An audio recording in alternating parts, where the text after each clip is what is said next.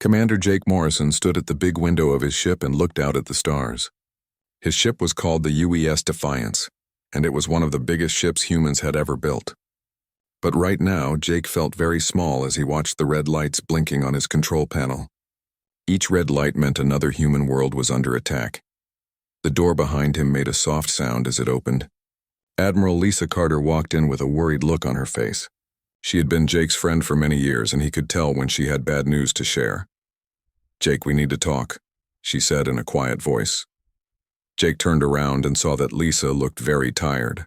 Her uniform was not as neat as usual, and her eyes looked red like she had not slept for many days.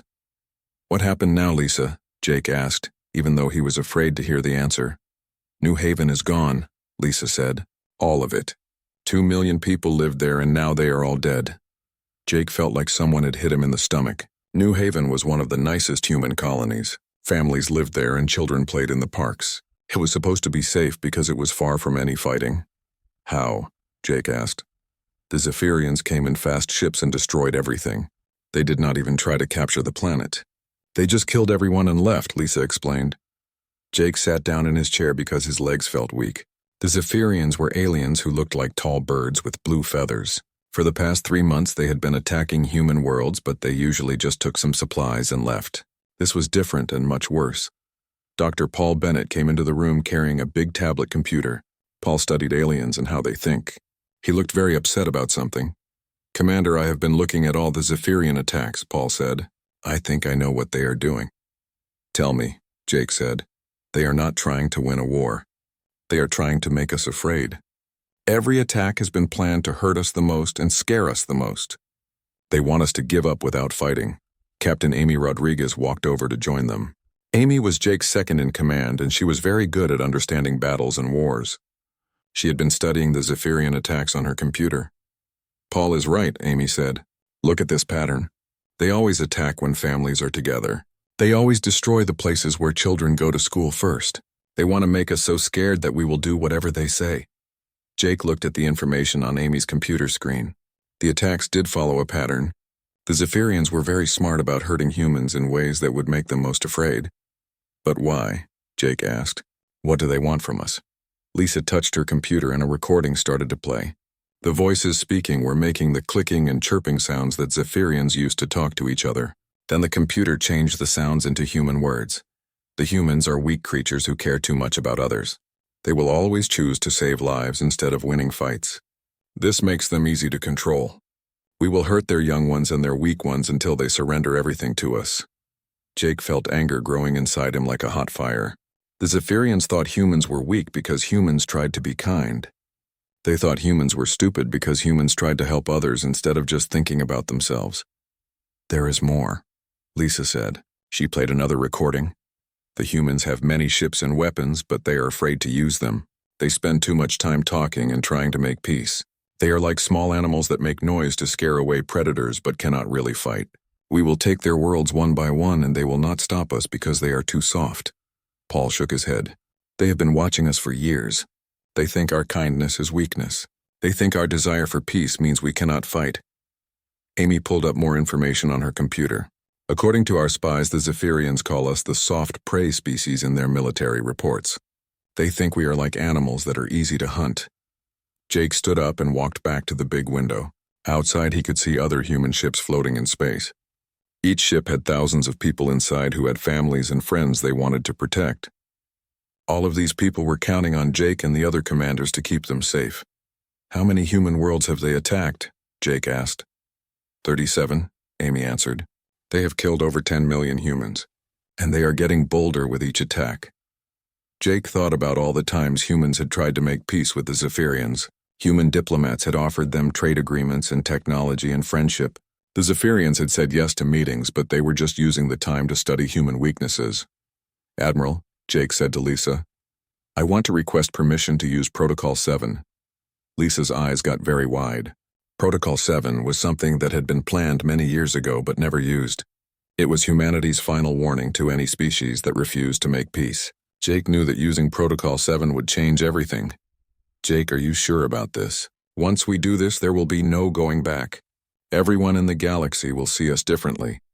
"Lisa, Our people are dying because other species think we are too nice to fight back. Maybe it is time to show them that being nice is a choice we make, not something we have to do. Amy looked at both of them.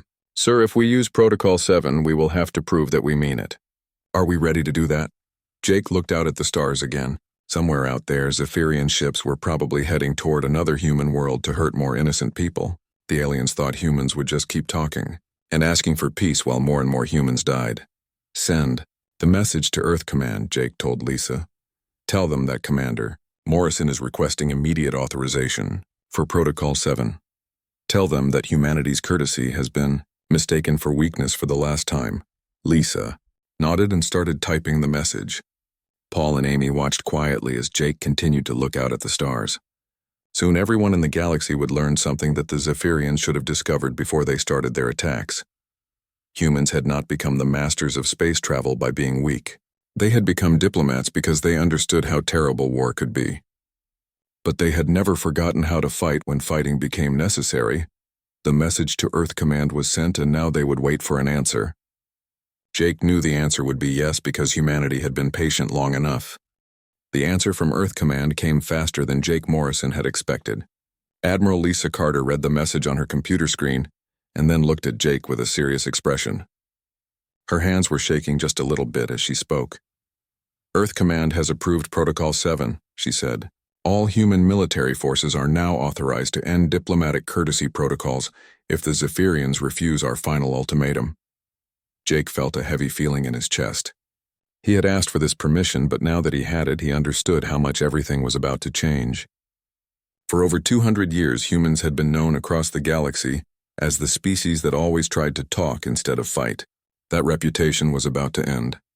Captain Ben Turner was chosen to deliver the message to the galaxy. Ben was humanity's best diplomat and everyone respected him. He had made peace between dozens of alien species and had never failed to find a solution that worked for everyone. If Ben was delivering an ultimatum, then every species in the galaxy would know that humans were completely serious. Ben stood in front of the cameras in a special room on Earth. Behind him was the flag of the United Earth Government and the symbols of all the human colonies. He wore his best uniform and his face was calm, but Jake could see something different in Ben's eyes. There was no warmth there like there usually was when Ben talked to other species. To the Zephyrian Collective and all species who are listening to this message, Ben began, humanity has tried every peaceful method we know to resolve this conflict. We have offered trade agreements, technology sharing, cultural exchanges, and humanitarian aid. We have sent our best diplomats to find solutions that would benefit both our species. Lieutenant Sam Parker was watching alien communication networks from his ship called the UES Vigilant. Sam's job was to monitor how other species reacted to human messages. As soon as Ben started talking, Sam could see that alien leaders across the galaxy were paying very close attention. Many species that usually ignored human messages were suddenly taking them very seriously. The Zephyrian Collective has responded to our peaceful offers with systematic attacks against our civilian populations. They have targeted our schools, our hospitals, and our homes. They have killed over 10 million innocent humans, including children and elderly people who could not defend themselves. Dr. Helen Brooks had helped write the words that Ben was speaking. Helen studied alien psychology, and she knew exactly how to make other species understand that humans were not bluffing. Every word had been chosen very carefully to show that humanity was done being patient. Ben looked directly into the camera and his voice became very quiet, but also very strong. The Zephyrian Collective has exactly 72 standard hours to stop all attacks against human settlements and to remove their military forces from all human territory. If they do not comply with this demand, then humanity will officially end our diplomatic courtesy protocols. What made alien leaders stop and really listen was not the threat itself, but the way Ben said it. There was no anger in his voice and no emotion at all. He was just stating a fact like he might say that the sky was blue or that water was wet. This made the message much more frightening than if he had been shouting or making threats. Commander Rachel Miller was stationed near Zephyrian space in her ship, and she immediately saw changes in how the alien fleets were moving. They are pulling ships together into bigger groups, she reported to Jake. But they are not retreating. It looks like they think we are just making empty threats. The response from the Zephyrians came within 6 hours. Their message was broadcast on all the same channels that Ben had used, and it was full of mockery and insults. "The humans think they can frighten us with words," the Zephyrian commander said. "They have shown us for months that they are too weak to fight. They care more about protecting their civilians than winning battles. This makes them inferior and easy to defeat. We will continue to take what we want from their worlds, and they will continue to do nothing but talk." Dr. Kevin Walsh was on a rescue ship near one of the human colonies when the Zephyrians attacked. Again, just 12 hours after the ultimatum was given, Kevin watched in horror as Zephyrian ships destroyed the mining facilities on Kepler Station while broadcasting messages about how weak and pathetic humans were. "They are not just ignoring our ultimatum," Kevin reported to Jake. "They are deliberately showing us that they think we will not fight back. They are making the attacks worse to prove that we are cowards." Jake received reports from dozens of human ships as the Zephyrians continued their attacks. The aliens were not just refusing to withdraw, they were actually increasing their aggression. They wanted to prove to the entire galaxy that humans would never fight back no matter what happened. Admiral Lisa Carter connected to Jake's ship from Earth Command. "Jake, the Zephyrians have made their choice. They attacked 3 more colonies in the past day, and they are telling everyone who will listen that humans are too soft to be a real threat." "What are our orders?" Jake asked. "The order from Earth Command is clear. Diplomatic courtesy protocols are officially terminated. All human military forces are authorized to use any methods necessary to end the Zephyrian threat. Show them what humans are really capable of when we stop being polite." Jake looked around his ship's command center. Captain Amy Rodriguez was checking weapon systems. Dr. Paul Bennett was reviewing intelligence reports about Zephyrian military positions. Lieutenant Sam Parker was monitoring alien communications to see how other species were reacting to the news. "All ships, this is Commander Morrison on the UES Defiance," Jake announced on the communication system that connected to every human military ship in space. "Courtesy protocols are now ended. All weapons are authorized for use. Our orders are simple. Show the galaxy what happens when humans decide to stop being nice." The change was immediate. Ships that had been moving slowly and carefully suddenly began moving with purpose and speed. Weapons that had been kept powered down were brought online. Human forces that had been acting like peacekeepers suddenly began acting like the military force they had always been but had chosen not to use. Captain Greg Stone was commanding a ship called the UES Retribution that had been hiding near a Zephyrian fleet using special technology that made it invisible. Greg had been waiting for 3 days watching the aliens celebrate their victories against human civilians. "Target the enemy command ship," Greg told his crew. "Make it quick and make it impossible for them to miss the message we are sending." Across human space, dozens of similar operations began at exactly the same time. The galaxy was about to learn that human kindness had always been a choice and that choice could be taken away. Captain Greg Stone's ship appeared out of nowhere right behind the biggest Zephyrian warship. The UES Retribution had been hiding with special technology that made it completely invisible, and the Zephyrians had no idea it was there. Greg had been watching and waiting for 3 days while the alien commander celebrated destroying human colonies. "Fire on the command center only," Greg told his weapons officer. "Take out their leadership but leave the rest of the ship intact. We want them to understand what just happened to them." The beam of energy that came from the Retribution was so precise that it cut through only the bridge section of the Zephyrian ship. The alien admiral who had been laughing about weak humans was dead before he could understand what was happening. The rest of his crew was alive, but their ship could no longer give orders to other ships. At the same moment this was happening, dozens of other human ships were doing exactly the same thing at Zephyrian positions all across space. Colonel Nick Adams was leading teams of human soldiers in attacks against Zephyrian command posts on planets and space stations. The attacks all happened at the same time and they were all perfectly planned.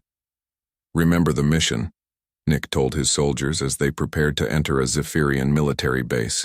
"We take out the officers and the communication equipment. Leave the regular soldiers alive, but make sure they cannot coordinate with other units." The human soldiers moved through the Zephyrian base like they had practiced it 1,000 times. They knew exactly where every important room was and they knew exactly which aliens to target. Within 15 minutes, the entire command structure of the base was eliminated. But most of the Zephyrian soldiers were still alive and unharmed. Major Lisa Green, was in charge of attacking Zephyrian military installations from space. Her ships fired weapons that were so accurate they could destroy a single building without harming the buildings right next to it. Every shot was carefully planned to eliminate only military targets while leaving civilian areas completely untouched. Target the weapons factory, but avoid the housing complex next to it, Lisa ordered her gunners. Destroy their ability to make war, but do not harm their families. The Zephyrians had never seen anything like this kind of warfare. They were used to fighting species that either fought with great emotion and anger, or species that were too weak to fight at all. Humans fought with the same calm precision that they had once used for diplomatic negotiations. Every action was planned and every result was exactly what the humans intended. Dr. Tony Miller was watching the battle from Earth Command and analyzing the patterns of human attacks. When alien ambassadors asked him to explain what was happening, he told them something that made them very uncomfortable. "You wanted to know if humans could fight," Tony said to the assembled alien diplomats. "The answer is that humans have been capable of this level of warfare since before we left our home planet. The difference is that we chose to use diplomacy first.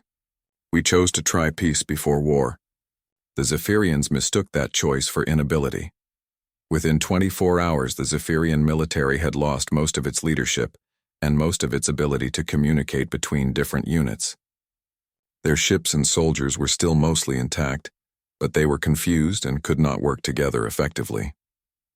They had gone from being a coordinated military force to being scattered groups of frightened individuals. The psychological effect on other alien species was immediate and powerful. The Rigel Commerce Guild had been secretly helping the Zephyrians by selling them weapons and supplies. When they saw how quickly and completely the humans had dismantled the Zephyrian military, they immediately stopped all trade with the attackers and sent messages to human leaders asking for forgiveness. Commander Julie Davis was leading the final phase of the human military operation. Her job was to make sure that the Zephyrians could never threaten anyone again, while still allowing them to survive as a species. This required even more precision than the earlier attacks. "Take out their communication satellites and their military shipyards," Julie told her fleet. "Leave their civilian infrastructure alone. We are not here to commit genocide. We are here to end their ability to hurt innocent people." The attacks continued for another day with the same mechanical precision that had marked the beginning of the operation. Human forces moved through Zephyrian territory like surgeons removing a cancer. They cut out everything that was dangerous while leaving everything else completely untouched. What amazed the watching alien species was not just the effectiveness of the human military, but the restraint they showed. Even while winning completely, humans could have destroyed every Zephyrian planet, but they chose to only eliminate military targets. They could have killed every Zephyrian soldier, but they chose to capture them instead. Captain Frank Miller received the first request for surrender from a group of Zephyrian ships that had been cut off from their command structure. The alien officers who came aboard his ship looked completely bewildered by what had happened to their once powerful military. "How long have you possessed this level of military capability?" the Zephyrian sub-commander asked through a translation device. "Since before we became a space-traveling species," Frank answered honestly. "But we chose to use diplomacy because we understand that war should always be the last option, not the first one." The Zephyrian officer stared at Frank with confusion and something that might have been respect. "You could have done this at any time during our attacks against your colonies." "Yes," Frank said simply. "We could have. We hoped that you would choose to stop attacking us before we had to show you this side of humanity. Unfortunately, you interpreted our patience as weakness." Reports came in from across Zephyrian space that their military was in complete collapse. Ships that had been attacking human colonies just days before were now floating helplessly in space, waiting for human ships to come and accept their surrender. Ground forces that had been occupying human planets were abandoning their positions and asking for safe passage home. The entire military campaign had taken less than 48 hours from start to finish. The Zephyrian collective, which had been a major threat to human space, was now completely defeated and no longer capable of threatening anyone. But the most important result was not the military victory itself, but the message it sent to every other species in the galaxy. Humanity had demonstrated that their previous restraint had been a choice made from a position of strength rather than a limitation imposed by weakness. Every alien leader who had been watching the conflict now understood that when humans chose diplomacy, it was because they understood the true cost of the alternative. Captain Frank Miller stood in the meeting room aboard his ship, the UES Justice, as three Zephyrian commanders walked through the door. The aliens looked nothing like the proud warriors who had been attacking human colonies just a few days ago. Their blue feathers were dull and messy, and their heads hung low as they approached the table where Frank was waiting. The highest-ranking Zephyrian was a sub-commander named Crix, who had been leading attacks against human mining operations. Now Crix could barely look Frank in the eyes as he activated his translation device to speak in human language. "We surrender all military operations against human territories," Crix said in a voice that shook with confusion and fear. "We request terms for ending this conflict." Frank studied the three aliens for a moment before responding. He had fought against their forces for years, but he felt no anger toward them now that they were defeated. The war was over, and now it was time to build something better. "Before we discuss terms, I need to understand something," Frank said. "How long did your leaders believe humans were incapable of military action?" Crix looked at his two companions and then back at Frank. "Our intelligence services had been watching human military forces for over 50 of your years. Every analysis concluded that humans were too concerned with protecting civilians to conduct effective warfare. We believed your diplomatic approach was the result of military weakness. And now?" Frank asked. "Now we understand that your diplomatic approach was a choice made from a position of great strength. We realize that we fundamentally misunderstood human nature and human capabilities." Dr. Nancy Taylor was recording the surrender proceedings for the historical archives. She had studied many alien species and their approaches to warfare, but she had never seen a military force collapse so completely, while still having most of its ships and soldiers intact. The terms that Frank presented to the Zephyrians were surprisingly moderate considering how much damage they had done to human colonies. Humans demanded payment to rebuild the destroyed settlements and compensation for the families of those who had been killed, but they also offered technological assistance and trade agreements to help Zephyrian civilian populations. "You destroyed 37 of our colonies and killed over 10 million of our people," Frank explained to Crix. "Justice requires that you pay for the harm you have caused, but we are not interested in revenge or in making your civilian population suffer for the mistakes of your military leaders." Crix stared at Frank with an expression that humans had trouble reading on alien faces, but which seemed to show genuine surprise. "You could demand much more from us. You could take our worlds or enslave our population. Why are you showing such restraint?" "Because the goal of this conflict was never to destroy your species," Frank answered. "The goal was to stop you from attacking innocent people. Now that you have stopped attacking us, we can return to the business of building a peaceful galaxy." Lieutenant Colonel Pete Johnson was in charge of the temporary occupation of Zephyrian military bases. His soldiers were maintaining order and security, while allowing civilian government to continue functioning normally. The occupation was designed to be as brief as possible while ensuring that the Zephyrians could not restart their military aggression. "Hardest part of this job is convincing the Zephyrian civilians that we are not here to hurt them," Pete reported to Frank. "They expected us to act like conquerors, but we are acting like peacekeepers. This confuses them because it does not match what their leaders told them about human nature." The reaction from other alien species across the galaxy was swift and dramatic. The Andromedan Council, which governed dozens of star systems, requested an immediate meeting with human representatives. The Rigel Commerce Guild began offering much better trade agreements to human colonies. Even species that had never had contact with humans before were sending diplomatic messages, expressing their desire for friendship. Commander Bob Phillips was stationed at the main Zephyrian government building on their homeworld. His job was to help the aliens transition from military rule to civilian government, while ensuring that no new military threats could develop. "The former Zephyrian military officers keep asking me the same question," Bob reported. "They want to know how humans maintained such advanced military capabilities while pursuing diplomatic solutions for so many years. They cannot understand how we kept this level of readiness without using it." The answer that Bob gave them reflected the fundamental difference between human and Zephyrian thinking about power and strength. Humans had learned that true strength came from having the ability to destroy your enemies while choosing not to do so. The Zephyrians had believed that strength came from using violence whenever possible.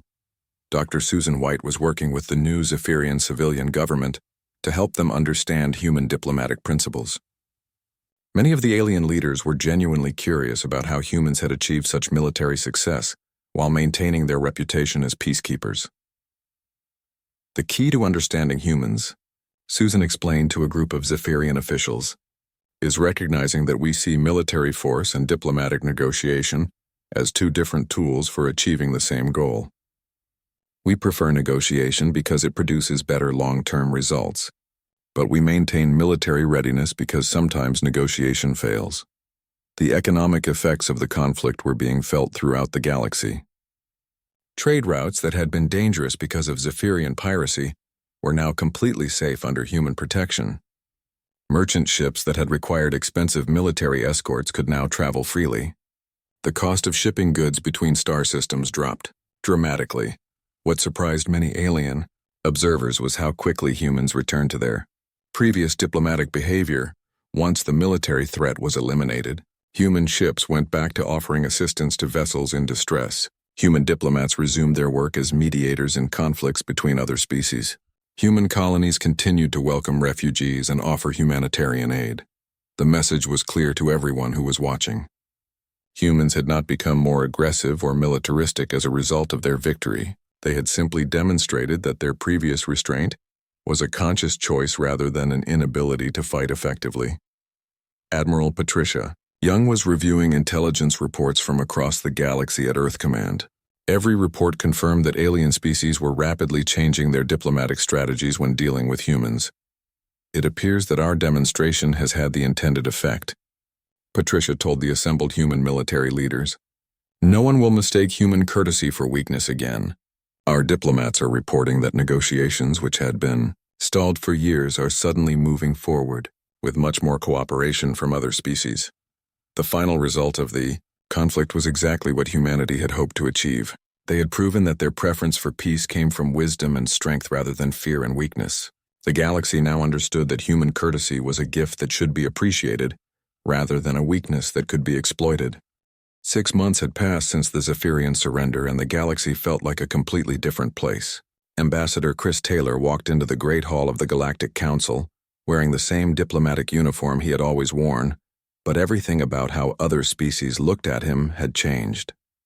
The alien representatives who had once barely paid attention to human speakers now watched his every movement with careful respect. Honored representatives of the galaxy, Chris began as he stood at the speaking platform. Humanity's position in galactic affairs has not changed. We still believe that negotiation is better than warfare, and that cooperation produces better results than conquest. We still prefer to solve problems with words rather than weapons. The Andromedan representative leaned forward in her chair. The Andromedans were one of the oldest and most powerful species in the galaxy, and they had never shown much interest in human opinions before. Now she was hanging on every word that Chris spoke. However, Chris continued, we want every species to understand clearly that our preference for peaceful solutions comes from our strength, not from our weakness. We choose diplomacy because we understand the true cost of war, not because we are unable to fight effectively. In the audience, a new representative from the Zephyrian collective stood up to address the council. The Zephyrians now had a civilian government that had been elected by their people rather than imposed by their military. The representative was a female named Zara, who had been a teacher before becoming a politician. My people learned the most important lesson any species can learn, Zara said in her translated voice. We learned that mercy given by the strong is much more valuable than mercy given by the weak. Humans showed us mercy, not because they had to, but because they chose to. This kind of mercy commands respect rather than contempt. Captain Alex Reed was commanding the UES Guardian at the edge of what had once been the most dangerous region of space. His ship was patrolling trade routes that had been plagued by pirates and raiders for decades. Now those same routes were almost completely peaceful, and ships traveled safely without need for heavy military escorts. Control, this is Guardian Actual, Alex reported to the sector command station. Monthly patrol report shows 0 pirate activity and 0 attacks on civilian vessels. Word about human capabilities has spread through criminal networks, and most hostile groups have moved to other sectors. The economic impact of the new peace was extraordinary. The Merchant Guild calculated that shipping costs had dropped by 30% across the galaxy. Trade between different species was increasing rapidly, as ships no longer needed to carry expensive defensive weapons or hire military escorts. Entire star systems that had been too dangerous for civilian traffic were now bustling with commercial activity. Dr. Jim Carter was studying the psychological effects of the conflict on different alien species. His research showed that many civilizations were beginning to reconsider their own approaches to diplomacy and warfare. The idea of diplomatic strength was spreading to species that had never considered restraint to be a form of power. What we are seeing, Jim reported to the human government, is a fundamental shift in how galactic civilization thinks about the relationship between military capability and diplomatic success. Other species are beginning to understand that true power lies in having the ability to destroy your enemies while choosing not to do so. The most dramatic test of humanity's new reputation came when a species called the hegemony of Voss began expanding aggressively into contested space. The Voss were known for their brutal military tactics and their contempt for weaker species. They had been watching the Zephyrian conflict carefully and drawing their own conclusions about human capabilities. The first contact between humans and the Voss came when a Voss fleet approached a disputed star system that contained valuable mining resources. Captain Jenny White was commanding the human patrol ship UES Defender when she detected the approaching Voss warships. Voss fleet, this is the human vessel Defender. Jenny broadcast on standard diplomatic frequencies. You are approaching a system under human protection. We have observed your recent expansion activities. Courtesy protocols remain in effect, but we strongly recommend that you choose a different destination. The response from the Voss was immediate, and it showed that they had learned from the Zephyrian example. The Voss fleet commander sent a brief message saying that his ships were changing course and would not enter the disputed system. There was no discussion, no negotiation, and no testing of human resolve. It seems that our reputation precedes us, Jenny reported to Sector Command with a tone of satisfaction in her voice. The Voss took one look at our recommendation and decided to find somewhere else to expand. They clearly studied what happened to the Zephyrians and decided not to repeat that mistake. Admiral Patricia Young was reviewing strategic assessments from across human space. Every report showed the same pattern. Species that had once been aggressive or hostile toward human interest were now much more cooperative in diplomatic negotiations. Pirates and raiders were avoiding human territory. Even minor disputes between alien civilizations were being brought to human mediators for resolution. The most remarkable thing about our current situation, Patricia told the Earth Council, is that we have become more influential as peacekeepers than we ever were, when other species saw us as merely diplomatic facilitators.